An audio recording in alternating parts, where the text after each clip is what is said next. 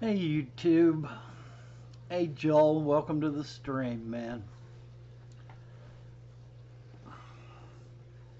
How's Joel doing? Hey Daryl, welcome to the stream. Is the audio okay?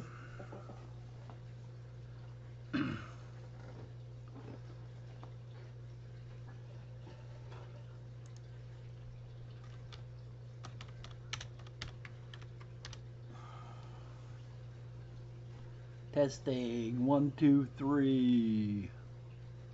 Number 9. Joel had to get up super early to make a fish sale. Well, that's always a good thing, Joel. Okay, my topic today is going to be um, uh, I'm going to slightly let the cat out of the bag about our Peru fish. It's been a month since we got back from Peru, and I know we've kept you guys in the dark about what's going on with our fish. And the truth is, it's not good news. Our fish spent 55 hours sitting in the airport at Lima, Peru, and our losses were massive. Um, Dean says it's like 25% have survived. I'm going to say from what I've heard from him about the fish that I was supposed to get, that the losses are more like 90%. Um, yeah, well, that's why I ran my last live stream about unrealistic expectations, because it is. If you spend any time looking around at people that ship fish wild caught to other countries, there are very often massive losses. And it's an unrealistic expectation to believe that the fish will survive, like a missed flight or an extra amount of time sitting on the ground somewhere, or even something as silly as sitting out in the sun on a tarmac waiting to be loaded into the cargo hold. All of those things can go together to create a situation where you end up losing a lot of fish. 90% of the people that I've listened to or read about have all talked about how bad it is to ship fish back from the wild. A54 Punchy, welcome to the stream. So, I don't have any of the video. I have seen a lot of the video.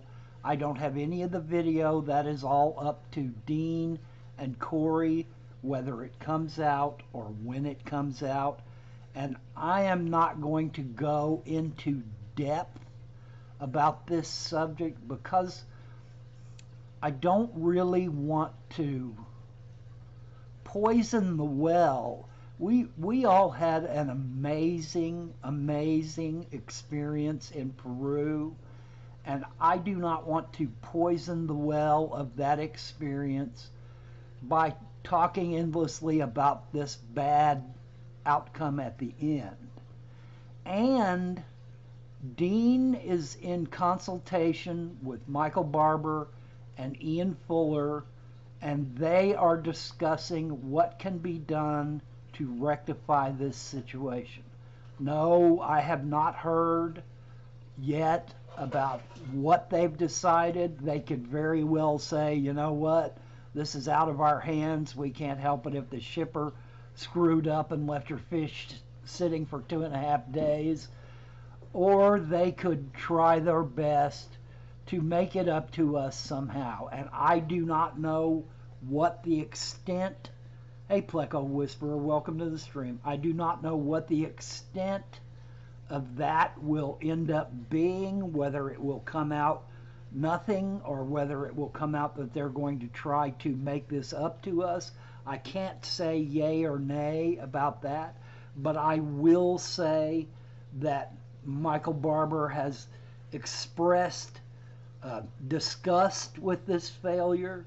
He has tried to talk to the shipper with no good results, and that he and Ian are discussing what could happen to resolve this situation. My understanding as of today is that I should be expecting about 5 or 6 of the little blue tetras to be shipped to me. I should expect about 10 or 15 or however many of the black belt, which is called the Imperial Tetra in the trade, shipped to me. All of my mixed tetras, the splash tetras, all that stuff died in the shipping or afterwards, and 2 of the cichlids that I called to keep made the trip and are alive in one of Dean's tanks, and I should get them if they survive yet again another shipping.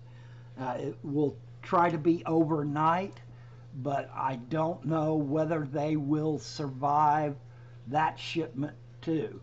An overnight shipment should not be that bad, but these fish are highly stressed, and it's just a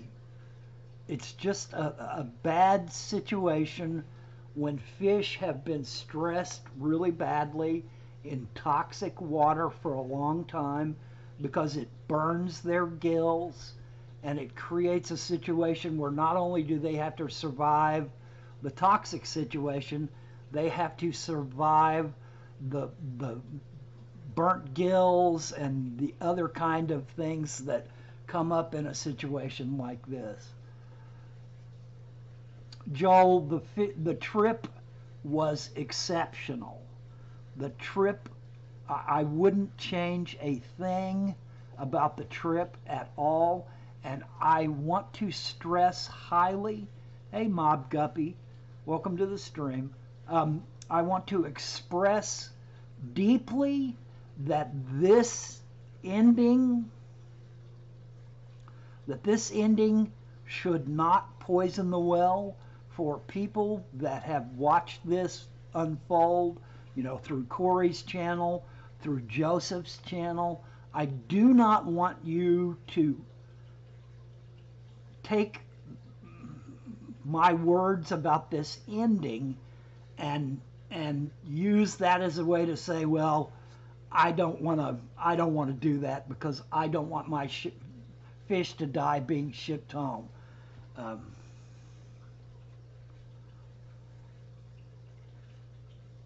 Yeah, Joel.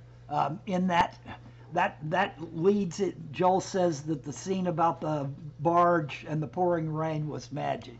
Yes, that leads into a little bit more information about why this has taken so long for us to start talking about it. And I may be jumping the gun here. The rest of the guys may say, "Oh, I wish you hadn't have done that," and I apologize to them if that's the way they feel. But I feel like that I needed to say a little bit about this situation. Michael Barber had his phone in the top of his hat.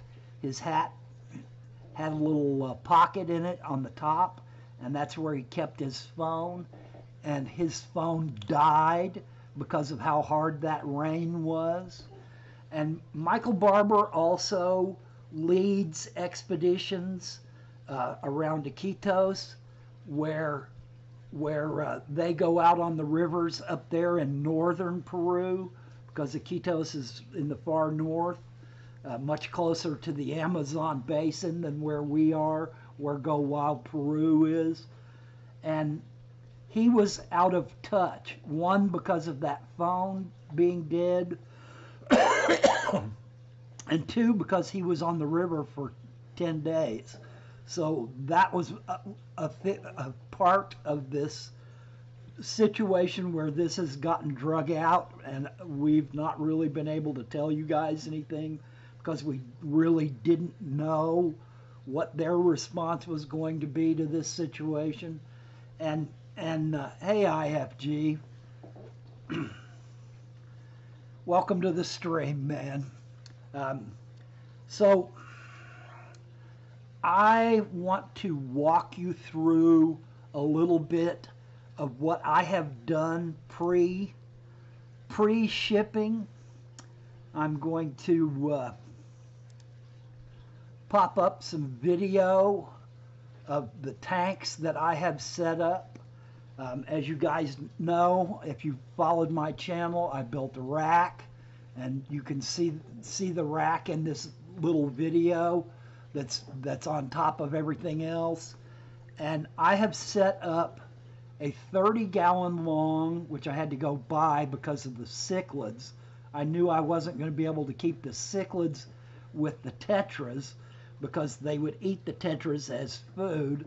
So I set up this rack. I purchased a 30-gallon long. I put it on the top shelf. This is the video before I got the 55 done and put the 55 in place. And in a minute after this video has run, I will show you the 55. But now it looks like I'm going to have 3 plecos, none of which are the gold greens, the green golds, and that I'm going to have maybe 15 or 20 tetras of both the blues and the imperials, and that I hopefully will get my 2 cichlids. All of my mixed tetras are gone. Most of the plecos are gone. It's pretty much carnage, but we are hoping that Go Wild Peru will come together, Ian and Michael Barber, and do something to make this up to us. But I have no knowledge of that at this point. And if worse comes to worse, and their answer is that they can't do anything about it because it's something that's out of their control, that the shipper screwed up, and that's what happened, then it will not change how I feel about this experience. It will not change me expressing to other people that I think this is an excellent experience. I think it is well put together. I think it is well handled. I think the people involved are extremely well versed in the area and extremely good at helping you catch fish, and that I think that anybody that is a fish keeper for real, somebody that really keeps fish, you know, not just someone who just bought their first tank and really doesn't know what's going on, but someone who has kept fish for years and has a great deal of experience keeping fish. This is something next level. This is something where you will experience not only the habitat and the parameters that these fish live in, but you will experience the nature around them, the trees, the plants that are in the lakes and rivers and streams where they live. You will begin to put together all of these little separate kinds of pieces of knowledge that over the years you have gathered about fish keeping. Your idea of aquascaping will be blown completely out of the water in the sense of what it's really like there, what they actually live in, how they actually live. You know, it's a for me it was a incredible experience. I learned so much. I have changed how I think about an aquascape of a tank. I have changed how I think about how my fish thrive in the habitat where they live. Daryl says an issue with shipping can happen anywhere. You had a great adventure, and I'm sure they will make it right. Daryl, I'm at this point I'm not sure that they will make it right.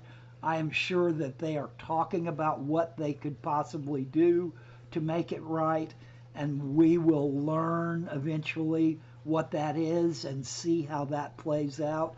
I I, I strongly believe that Michael Barber is a man of honor, a man that strives to do his best for people, a man who is a hobbyist at heart, who understands what the people that come and visit Go Wild Peru and go on expeditions with them, how they feel about it, and what it is that they expect out of it. Michael is an extraordinary fish person, you know, regardless of his knowledge and his expertise. Michael Barber is someone that I have learned to highly respect as a person. Hey, Victor, welcome to the stream, man. Okay, so I've let you look at the 55. Let's go. I mean, let's go to the 55 here. And,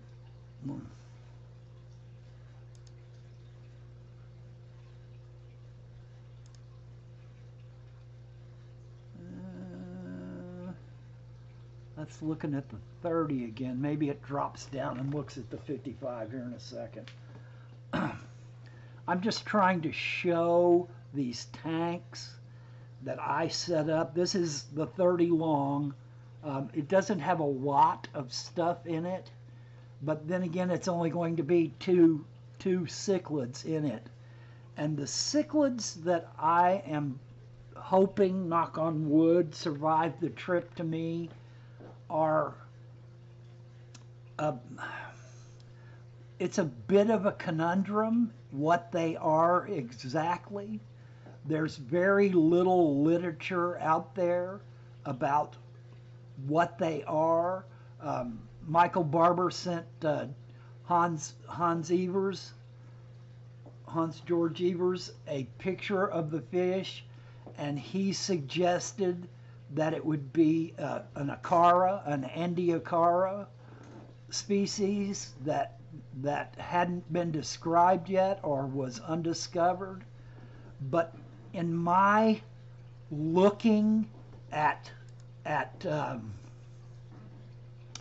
pictures and studying, I personally believe that this is a fish that Sven Kullander, the ichthyologist, sometime in the early 80s or middle 80s,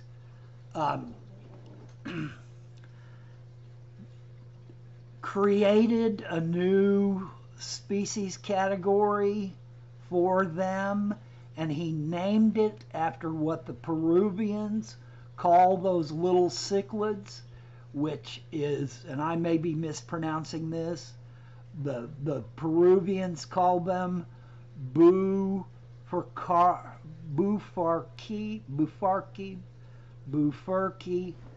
something along that line. I've asked Felix a couple of times, and he doesn't understand what it is that I'm asking him to explain to me how to pronounce that word. But it is a common term that Peruvians use to describe those kinds of fish. And Sven Kullander set up the category and named them Bufurkina. So it is a very close,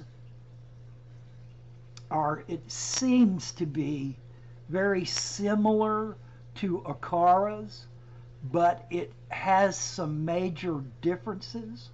And I have spent a lot of time looking online, studying the photos, and while Michael Barber is still saying, and even Dean says, that it could be an Acara, an undescribed Acara, because most of the Acaras in Peru are all on the western side of the Andes. That's where they find them. The Green Terror and one or two other types are found on the western side of the Andes. And where we were collecting is on the eastern side of the Andes. And to my knowledge, there are no listed Acaras that come from the Puerto Maldonado area, the Rio de Madre de Dios region, and there are several of these bufurki. It sounds like to me it should be buhurki, but I'm not sure. I can't pronounce it properly, but it's a relatively new. Here, I'll enter it. Say it 10 times fast. Yeah. Well, my Spanish is not that good, and I learned on this trip just exactly how bad it was, and I just have a hard time pronouncing some of the words. They don't sound out well for me. So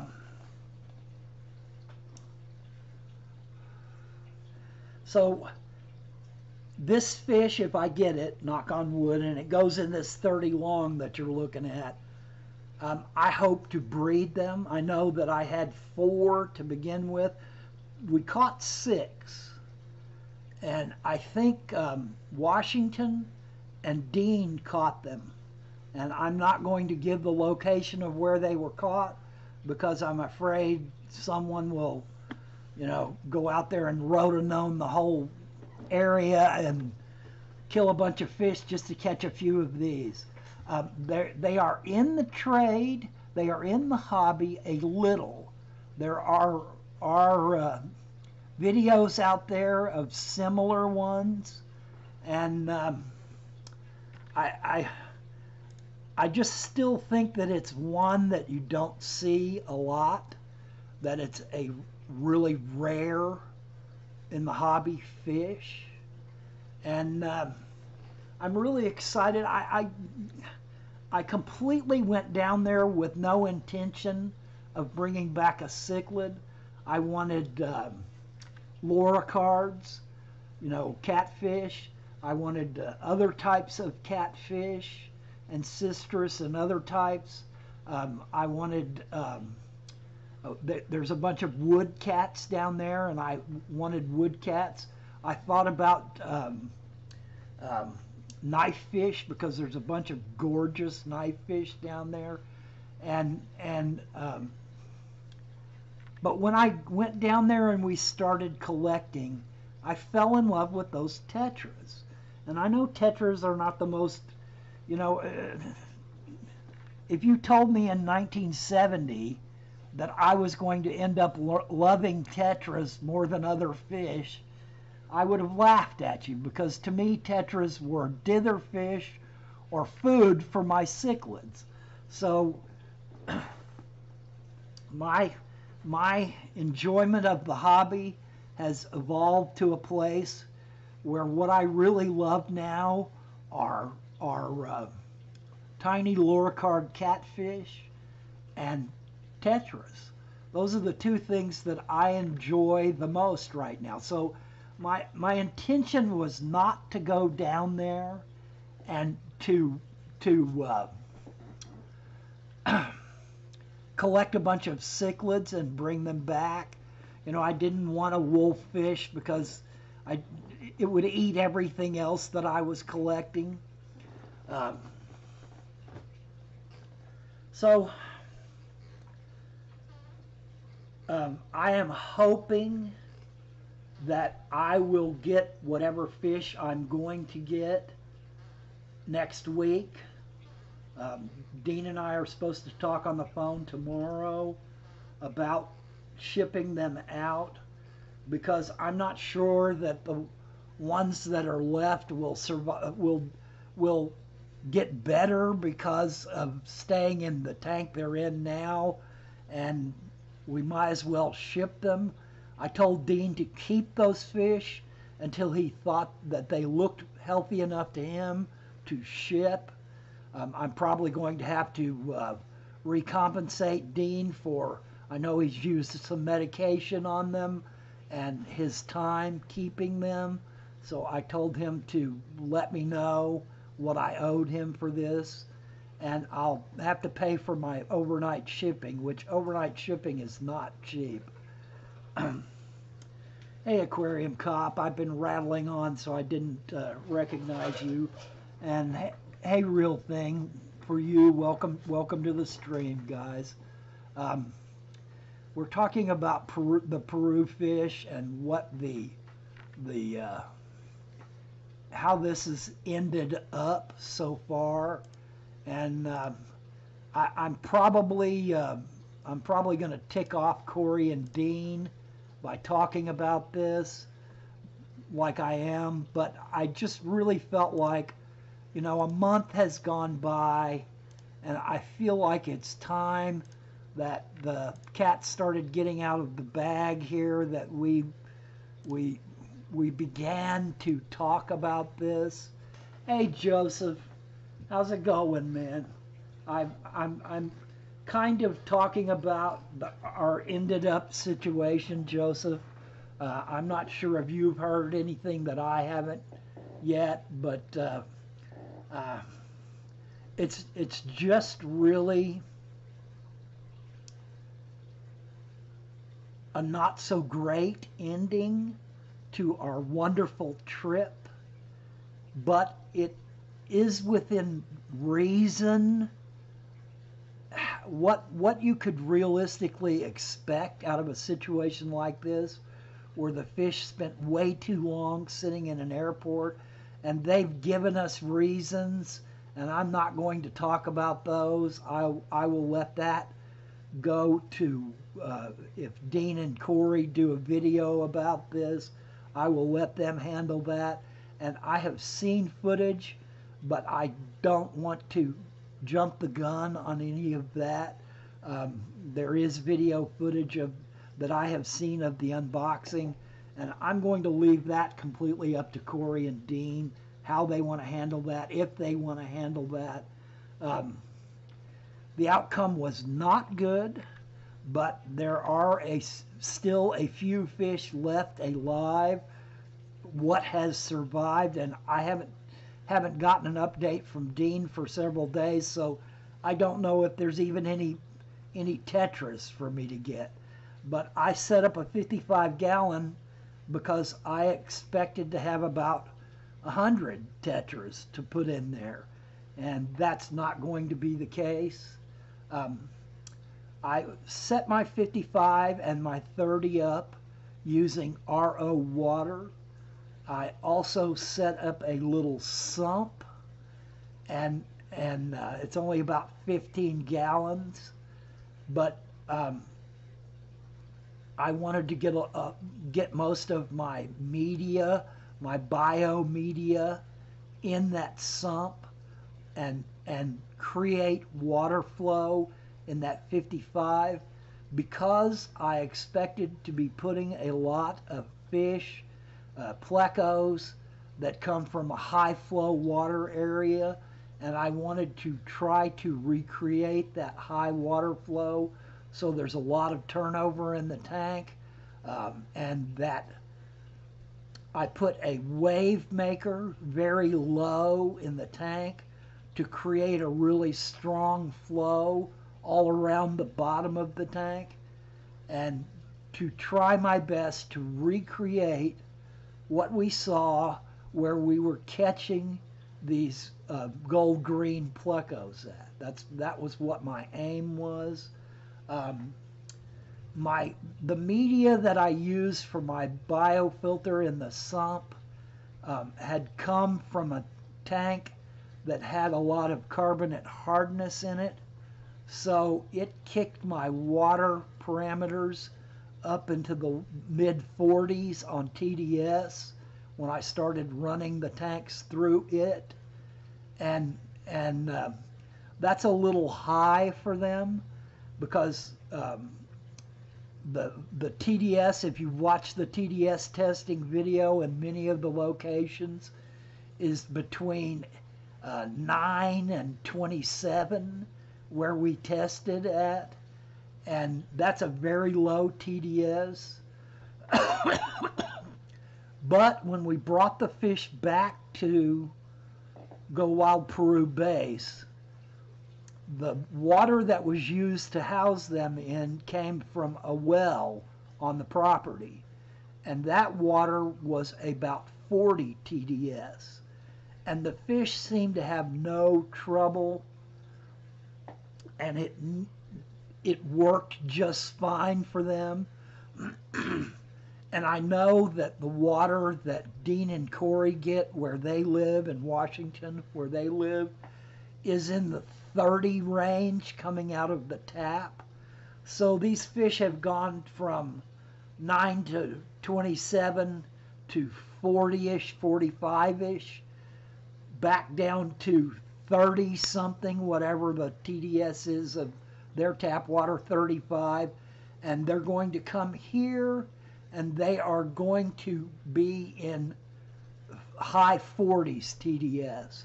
The pH in the tanks is running between 6.5 and 6.8.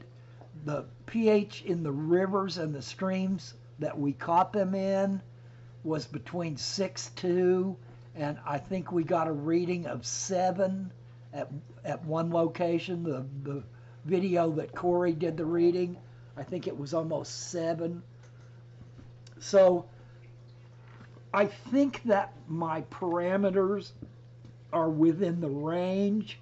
I have added lots of magnolia trees, lots of dried magnolia leaves because I have a magnolia tree in my yard, and I've used them in shrimp tanks and in fish tanks, and I know that they're safe. There's no spray on them. There's no kinds of poisons. I have put a lot of those in the tank. I have put rocks that I felt like are not going to dissolve. You know, no calcium in them, in the tanks with them, to try to recreate some of the hardscape that we saw in Peru. And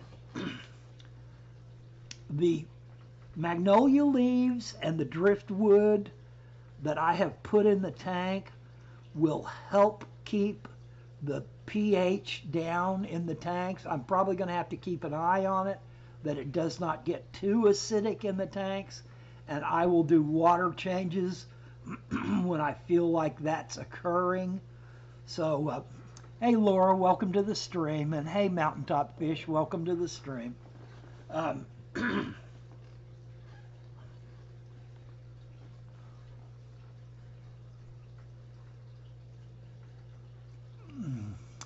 Wow, Umberto got fired, huh, Joseph? I didn't really read your statement. Yeah, Umberto blew it. The stories that we were getting out of Umberto were pretty flaky sounding, but I have a feeling that that this is a failure on his part for some reason or other. And Michael said they set for 55 hours. Dean said he thought they set for almost 60 hours. When he sat down and figured it all out, he thought it was 2.5 days. Laura, we have agreed, Dean, Corey, Joseph, and I, to not really talk about this shipment until until we uh, until we had a response from Go Wild Peru and understood what was going on a lot better, and had a better count on what had survived. The shipment was a disaster. It was carnage, and I'm guessing we lost like 85% of the fish that were shipped that we brought back. But I'm going to let Dean and Corey, who have a much better picture of all this and who have video of that unboxing, explain all of this as they see fit, or not explain it if they see fit, or not even run video if they see fit. It's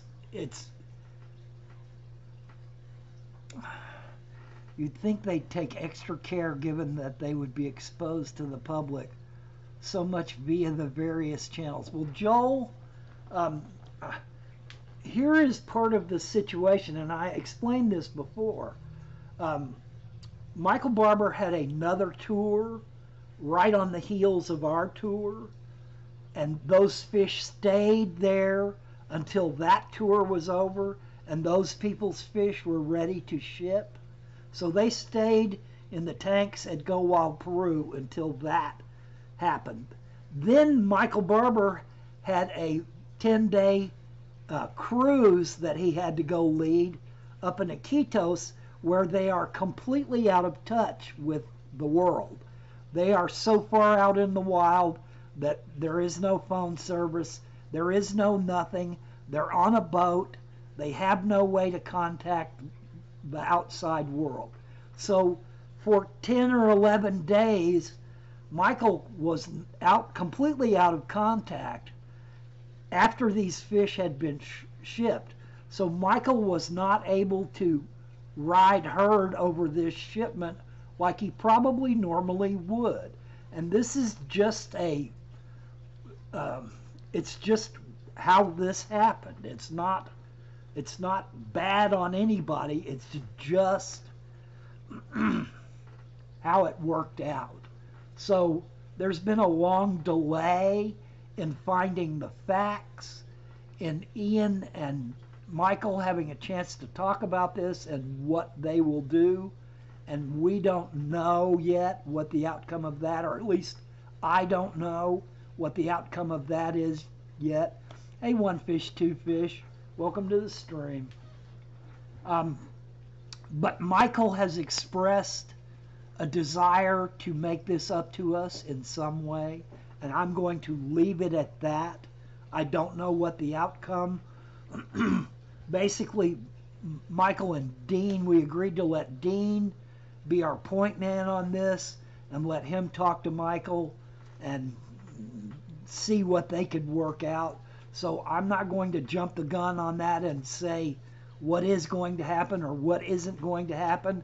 And I want to express very clearly that my experience of this trip was so wonderful, was so excellent, that I do not think that anyone should take this outcome, however it works out, as a reason not to go Wild Peru tours and book a tour and have this experience yourselves. It's incredible. It's a lot of money for people that don't have a lot of money. It's a lot of money, and I'm on a fixed income, and it basically was saving up money that would have been spent elsewhere and using it, but it has been worth every penny. The experience, the people, the wonderful biodiversity of Peru itself, the people in Peru, getting to see how their culture functions, the insects, even though a lot of them were biting us, the wildlife, although I got to see not so much. I mean, we saw parrots. I saw a little capybara kind of creature, which the name escapes me again. The food that we ate was all so wonderful and so well handled and so remarkably done that this experience, regardless of the end outcome, whatever that may be for us, was beyond all my expectations, and I can't express enough how much I think everyone should have this experience. Yes, even if you couldn't bring back fish, even if you had no place to bring back fish, incredible, incredible, incredible. And that's why my last live stream was about unrealistic expectations. This is something that I should have spent more time thinking about and expecting might happen, but I didn't. I fed myself the unrealistic expectations, and I got what I deserved. I got a serious shock that has taken me many weeks to come to terms with and to wrap my head around, regardless of the outcome, how it gets worked out entirely.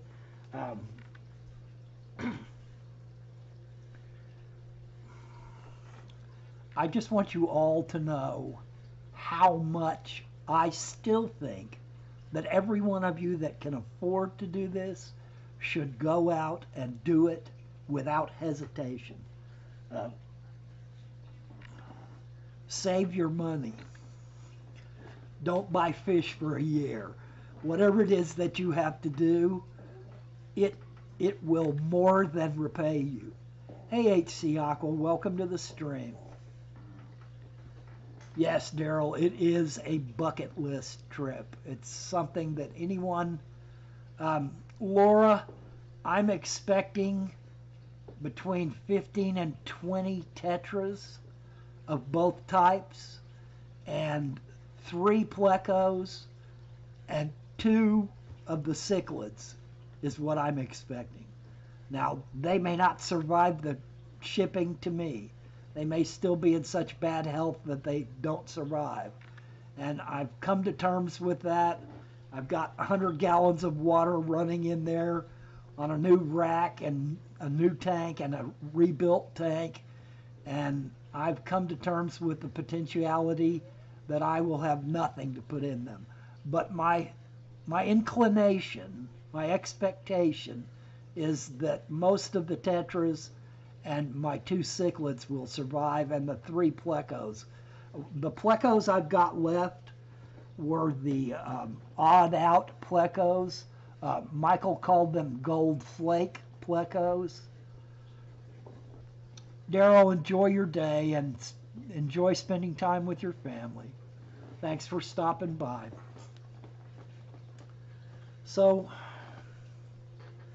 that's pretty much the story, although I'm trying to leave quite a few things out because I want to give way to Corey and Dean, who I agreed with not to talk about this, but it's been a month. We've had some response from Michael and Ian, and I just felt like it was time that this cat got out of this bag and that we explain. I felt really stupid not telling you guys what's gone on, so that you would understand lack of video, lack of talking about.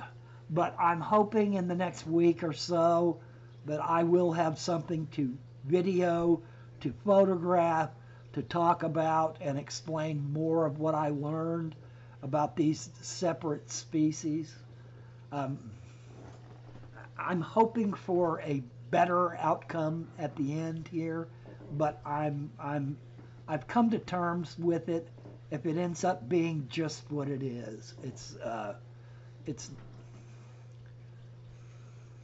this is the experience of the hobby. Anybody can lose fish in any shipping. Somebody throws the box around carelessly and breaks a bag. They sit in the cold, or they sit in the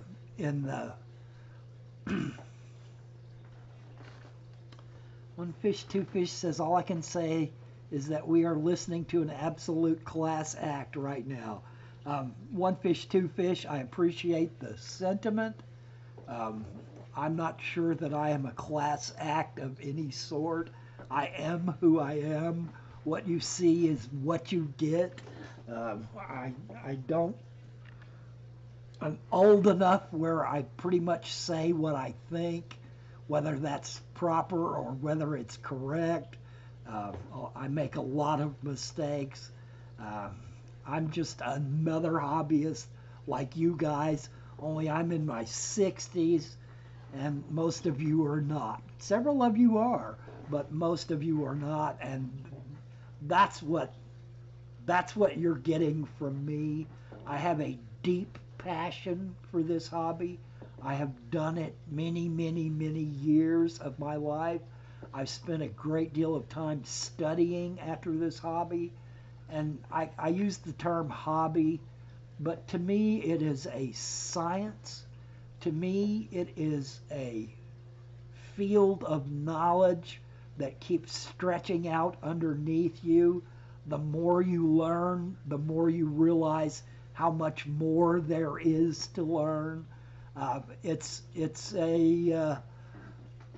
a spaghetti noodle that you never get to the end of if you don't bite it off. So it's it's been a great source of like a Zen experience to me throughout my hobby keeping, of watching these fish, studying these fish, observing these fish that I have kept, so that I really began to understand um, the colors that they exhibit when they are in thriving condition, the colors they exhibit when they are in breeding condition, the colors they exhibit when they are um, in dominant or subdominant situations.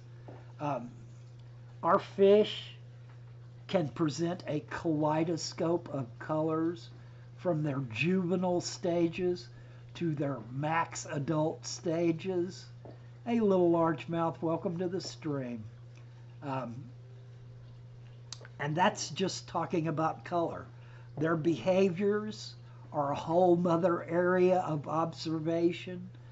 You will begin to learn if you really strenuously observe your fish when they are happy, when they are exhibiting a potential disease or pathogen problem, when they are suffering because of water quality or some malady that has affected them. You There is a whole range of observation that you can do on your fish, and as you learn how to do that, you will much better understand the situation that your fish are in. You will be able to um, perceive when a disease is starting to affect your tank. You will potentially be able to tell what that disease is because of their behavior, their coloration, the external evidence of the disease. It's observation in the fish keeping hobby can become its own science, and I strongly suggest that you arm yourself with as much knowledge as you can, and that you practice observation of your fish, that you talk about observation of your fish with others who love this hobby and who are like-minded. Um, Mountaintop says more information now than when we were young. Would have been great to have had YouTube and computers in the 70s. Yeah, I agree wholeheartedly. The access to information is so much deeper now because there are people in the countries where these fish are native to that can now, give us information directly from the field. Back then, it was like little missives that we would get from the field and articles and stories about people that would go to the wild and collect fish. Um, uh, Maybe interviews of them occasionally. It's just not that. It was just not that much information to be had in the 70s. Now the 80s got a little better. There were more magazines out there that were covering subjects more in depth. And we had books. We had a lot of older books and a lot of newer books that were out in the 70s that really did give us more information. Well, I can only speak for myself.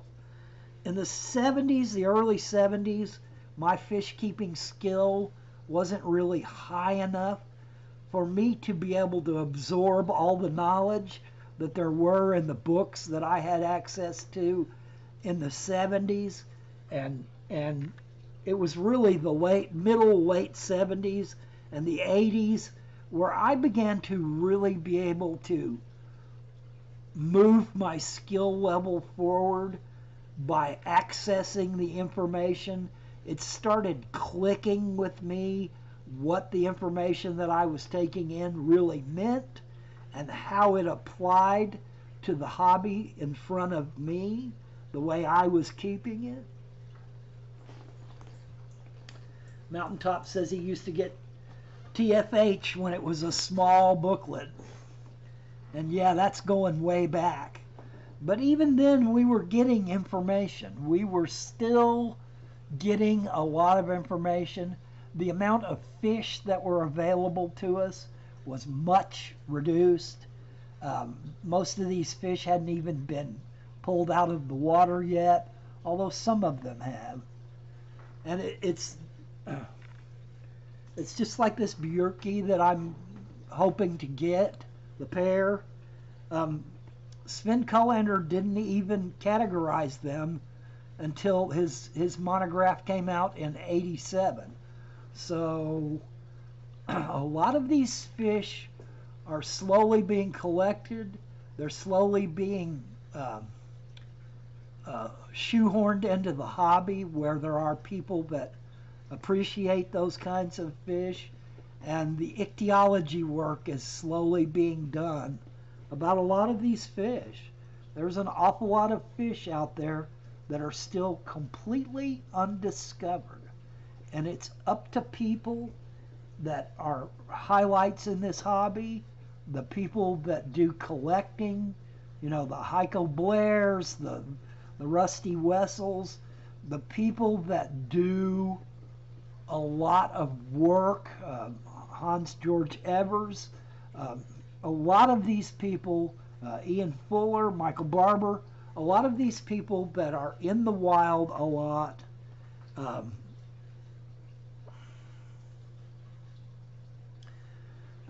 Joel is saying that someday there'll be a Ancestris steenfadii. And that could very well be true too. Anyway, I've probably pissed some of my friends off doing this video, and I apologize to them if I have, but I just felt like a month later it was time to let this cat slowly out of the bag and to let people know why things have gone like they have. I felt badly. People would ask questions and I would not be able to answer. And there are still many questions out there as to this shipment of our fish back from Peru. So I have not given you all the information. I don't know all the information. As people are wont to say, I've already told you more than I know. It's still a situation that's in flux. We don't know exactly how it's going to end, or I don't know exactly how this is going to work out. And I will leave it to others to more fully explain this situation. I just felt like that it was important that I be honest with you, that I tell you what I think I can. And I'm just going to have to leave it at that. I'm hoping to get fish in the next week. I may not. Uh, I'm hoping that this works out much better than it has so far. It may not. And I've come to terms with those things, and that's why I feel like I needed to talk about this. All right, guys, I'm going to wrap it up. We're up right at the hour. Thank you for spending some of your time. I know I didn't get to many questions today, but I was busy rattling on. Thank you for spending some of your Saturday with me, and I hope you have good luck with your fish keeping. Bye, YouTube.